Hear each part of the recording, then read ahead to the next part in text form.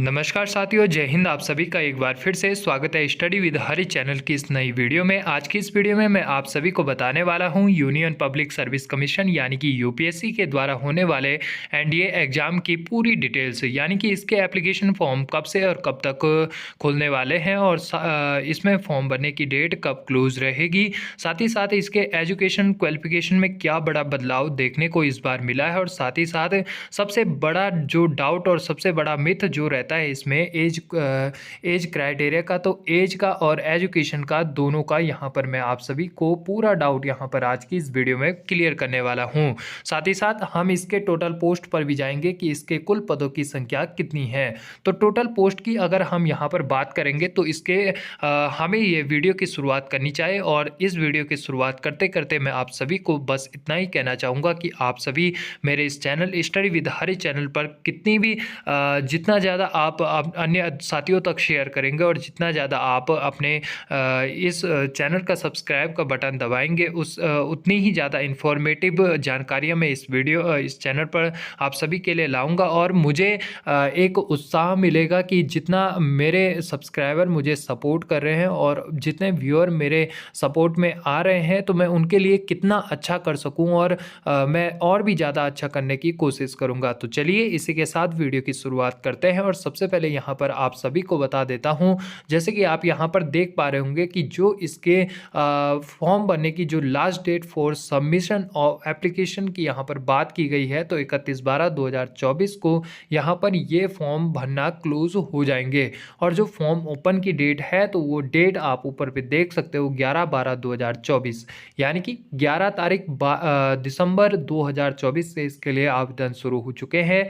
Form भरने की date शुरू हो चुकी है और 31 दिसंबर 2024 तक ही आप इसमें फॉर्म भर सकते हैं। इंडियन आर्मी ने अपने एग्जाम कैलेंडर में पहले भी ये पब्लिश किया था कि जो एनडीए और सीडीएस का जो फॉर्म खुलेंगे वो दिसंबर माह में खुलेंगे और जिस प्रकार से यहाँ पर आप देख सकते हैं ये आपके सामने यहाँ पर ऑफिशियल नोटिफिकेशन है। यहाँ पर इंपॉर्टेंट पॉइंट क्या है ये सभी मैं आज आपको इस वीडियो में आगे ये नोटिफिकेशन के माध्यम से ही, ये जो इसका ऑफिशियल नोटिफिकेशन है इसी के माध्यम से बता रहा हूँ। जैसे कि आप यहाँ पर देख रहे हैं, यहाँ पर लिखा गया है candidates to ensure their eligibility for the examination. जितने भी मेरे हिंदी मीडियम के सहपाठी हैं वो बिल्कुल भी चिंता न करें, आपके लिए यहाँ पर सब कुछ हिंदी में मैं बताने वाला हूँ और जितने भी इंग्लिश के सभी इंग्लिश मीडियम के सहपाठी हैं तो उन सभी को मैं आप सभी फ्रेंड्स को मैं बताना चाहूँगा कि आप सभी स्क्रीन पर इन पॉइंट्स को देख सकते हैं और ये लिखे हुए पॉइंट्स को पढ़ सकते हैं।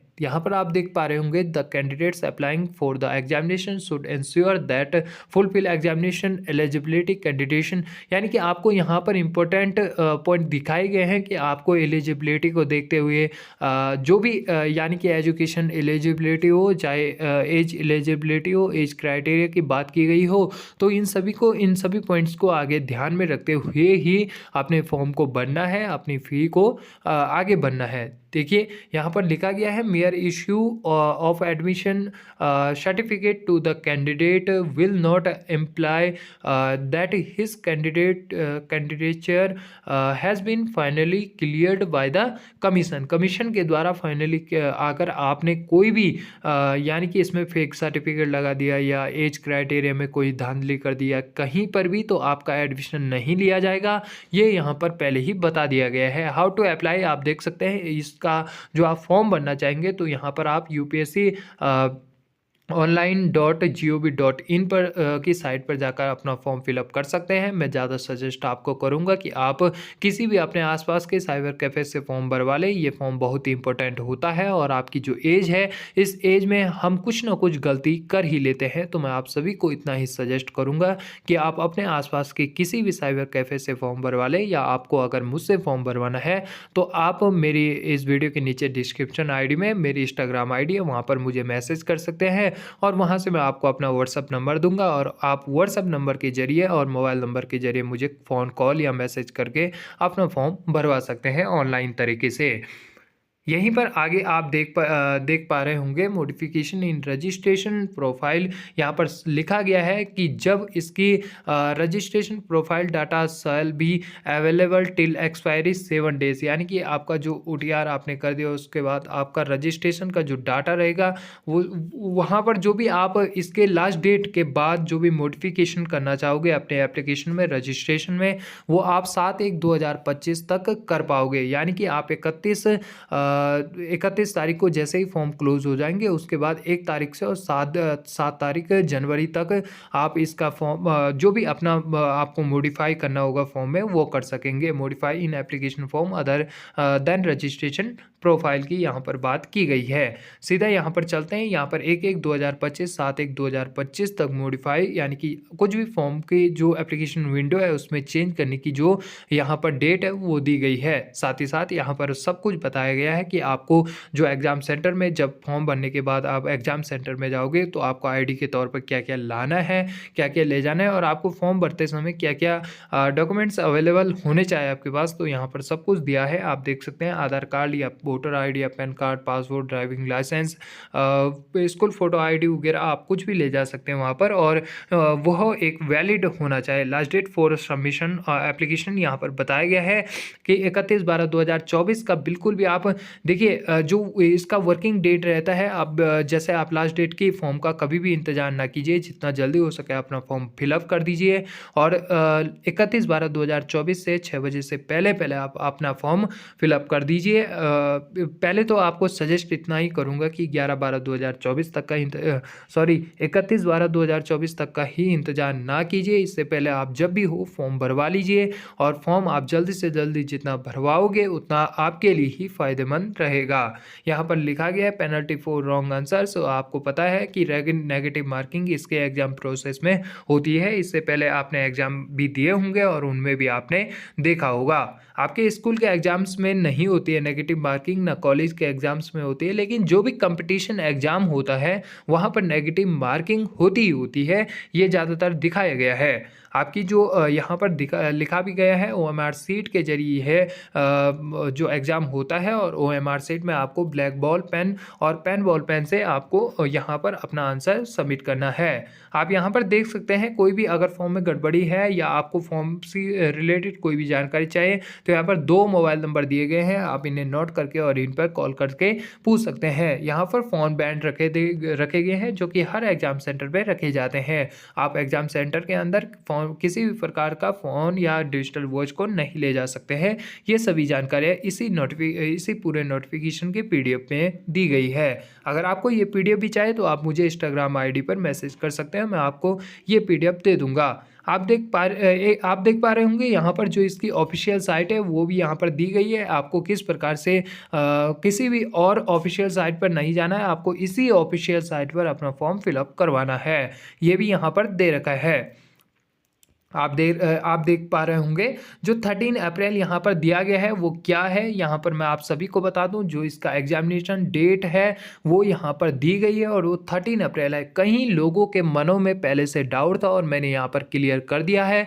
ये इसका ऑफिशियल नोटिफिकेशन है और इस पर जो आपकी एग्ज़ाम डेट रखी गई है वो 13 अप्रैल 2025 है और मुझे पूरा विश्वास है कि इस दिन रविवार होगा। आप खुद देख लीजिएगा कैलेंडर के माध्यम से, क्योंकि इसका जो एग्ज़ाम होता है ज़्यादातर जो सरकारी एग्जाम्स होते हैं वो रविवार यानी कि संडे के दिन ही होते हैं। जो इसका जो होगा वो army, navy and air force wings of जो NDA की 155वीं कोर्स की विंग्स में ये भर्ती हो रही है। The 117th Indian naval academy course में यहाँ पर यह जो 1 जनवरी 2025 से ज्वाइन किया जाएगा। जितने भी यहाँ पर अभ्यर्थी पास होंगे और NDA का हिस्सा बनेंगे, नेशनल डिफेंस एकेडमी का हिस्सा बनेंगे। चलिए पदों की संख्या पर चलते हैं। जैसे कि यहाँ पर आप देख पा रहे होंगे अलग अलग पदों को बांटा गया है। टोटल पद पहले 406 पद हैं यानी कि 406 यहाँ पर पोस्टें हैं और आर्मी की जो पोस्ट है वो 208 है और इसमें इंक्लूडिंग कितना 10 पोस्ट यहाँ पर मेल कैंडिडेट्स के लिए है और साथ ही साथ यहाँ पर मैं फीमेल कैंडिडेट्स के लिए कितनी पोस्ट है 10 पोस्ट। 208 पोस्टों में से 10 पोस्ट यहाँ पर ओनली फीमेल कैंडिडेट्स के लिए रखी गई है और और 42 पोस्ट नेवल में यहाँ पर मेल और फीमेल दोनों को मिलाकर रखी गई है, जिसमें से 42 में से 6 पद जो 6 पोस्ट हैं वो फीमेल्स कैंडिडेट के लिए है। बाकी आपकी स्क्रीन पर है, आप इसका स्क्रीनशॉट भी ले सकते हैं, एजुकेशन पर्पस के लिए इसको इस्तेमाल भी कर सकते हैं। आपको जैसे कि यहाँ पर दिख पा रहा होगा, नेवल एकेडमी में अलग से यहाँ पर 36 पद भी दिए गए हैं और इनको 3 जो एनडीए का वो होता है, एनडीए का जो एग्जाम होता है और एनडीए में जब ज्वाइन होते हैं तो 3 विंग्स में होते हैं, आर्मी, नेवी और एयरफोर्स में। आप यहाँ पर देख पा रहे होंगे किस प्रकार से यहाँ पर अलग अलग पदों को बांटा गया है, जिस प्रकार से आप यहाँ पर, और जो इसी में एक नेवल एकेडमी का पद आता है और आपको 10+2 कैडेट एंट्री इसमें रहती है और 36 पद इसमें शामिल है,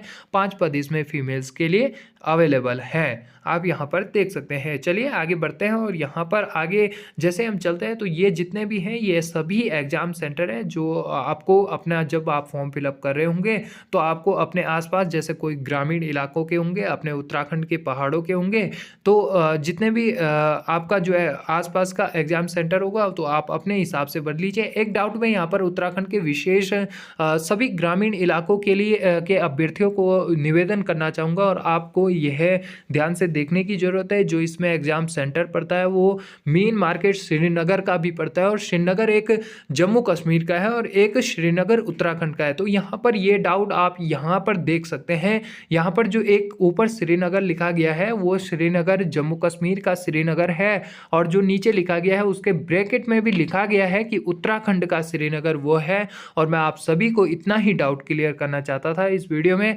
आगे भी मैं इससे संबंधित और जानकारियाँ आप बने रहिएगा और जानकारी आपको दे रहा हूँ। देखिए ये एलिजिबिलिटी का है, कैंडिडेट की जो एलिजिबिलिटी होनी चाहिए वो क्या क्या होनी चाहिए आपका, या तो आप सिटीजन इंडिया के हो या सब्जेक्ट ऑफ नेपाल के भी आप सिटीजन हो सकते हो। और यहाँ पे अलग अलग राइफल्स के नाम भी दिए गए हैं या अलग अलग एरियाज़ के नाम भी दे रखे हैं। देखिए Pakistan, Burma, Sri Lanka and east African countries of Kenya, Uganda, the United Republic of Tanzania, Zambia, Malawi, आपका जारिया, इथोपिया और Vietnam with intention of permanently settling in India, यानी कि आपको उसके बाद इंडिया में सेटल होना आवश्यक है।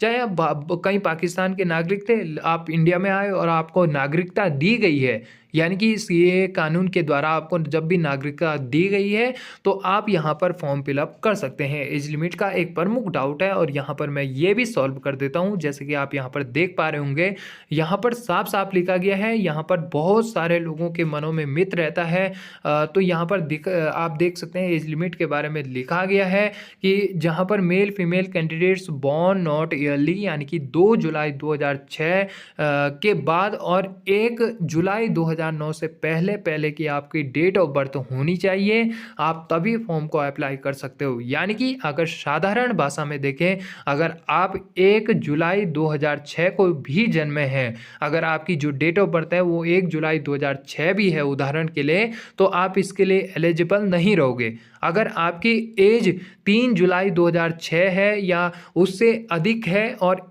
अगर आपकी एज 1 जुलाई 2009 से पीछे की है तो आप तभी अप्लाई इसके लिए कर सकते हो। ये मैंने आपको बता दिया है। बाकी इसमें कोई भी ऐसा उम्र का नहीं है कि 21 वर्ष या 18 वर्ष या 17.5 वर्ष, 16.5 वर्ष, आप अपने हिसाब से देख सकते हो। आपकी डेट ऑफ बर्थ किस हिसाब से जारी है तो आप उसके हिसाब से अपना एज का देख लीजिए, आपको अपनी डेट ऑफ बर्थ पता होगी, आप उस हिसाब से यहाँ पर देख सकते हैं। चलिए वीडियो लंबी हो रही है, इसके लिए मैं यहाँ पर थोड़ा सा जल्दी यहाँ पर इसको बढ़ाता हूँ और आप सभी को जो भी प्रमुख जानकारियाँ इस वीडियो में देता हूँ। बाकी इसके जो एग्ज़ाम पैटर्न, जैसे इसका सिलेबस और इसके जो एग्ज़ाम की जो डेट है उसको भी विस्तारित तरीके से समझेंगे और इसके जो एग्ज़ाम सेंटर है उनको भी समझेंगे और किस प्रकार से आपको तैयारी करनी है। ग्रामीण इलाकों के बच्चों को किस प्रकार से अधिक तैयारी करने की आवश्यकता है और इसके एग्ज़ाम में इस बार से कितना अधिक बदलाव आए हैं, ये सभी प्रमुख जानकारी मैं इसके अगली वीडियो में आप सभी को इसी चैनल स्टडी विद हरि पर